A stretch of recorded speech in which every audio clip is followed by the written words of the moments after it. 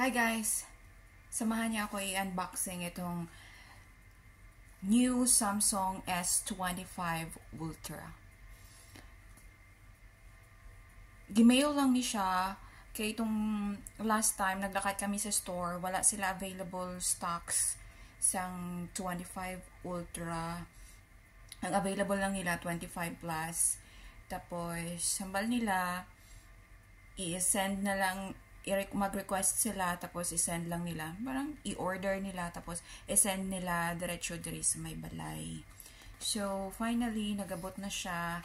And, tara, join me mag-unbox.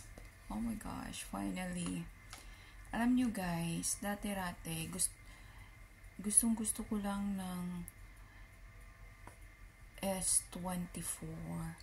And then, lumabas yung S24 Plus. And then, lumabas yung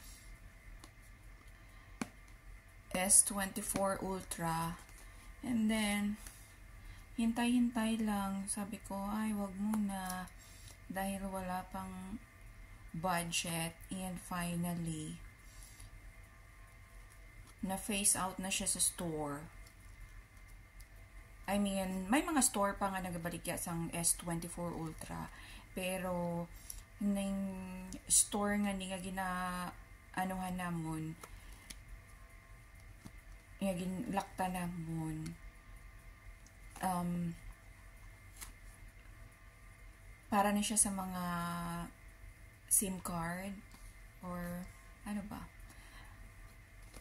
I'm not gonna tell the store, I'm not gonna say the store, dahil hindi naman ito sponsored.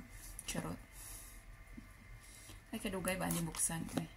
Okay. Charan, guys. There's the other one.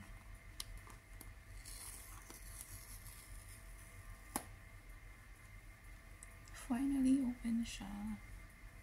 Dire, guys, ang SIM dire, hindi siya load-load. Kailangan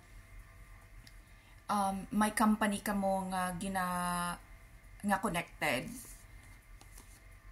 Tapos, hindi ka maka-text without internet. Ano siya napansin ko. Kaya, kailangan, kumbaga, dara sa aton.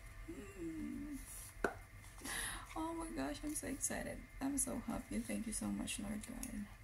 Finally, guys. Ito na siya.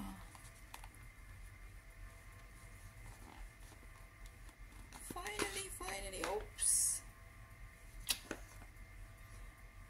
Tcharan! I'm not gonna open this yet. Kay butangan ko pa siya sang screen protector. But finally, nag-abot na gid siya. Oh my gosh. Look at this, guys. Samsung S25 Ultra. Wala ko nag-iPhone because I'm not a fan of iPhone. Maka-Samsung ko, tapos kinasunog-sunog ko ni Jusawa nga mag-iPhone daw. Ako, hindi lagi ko mag-iPhone. Kaya mag-Samsung lang ko. This is the go-to charger.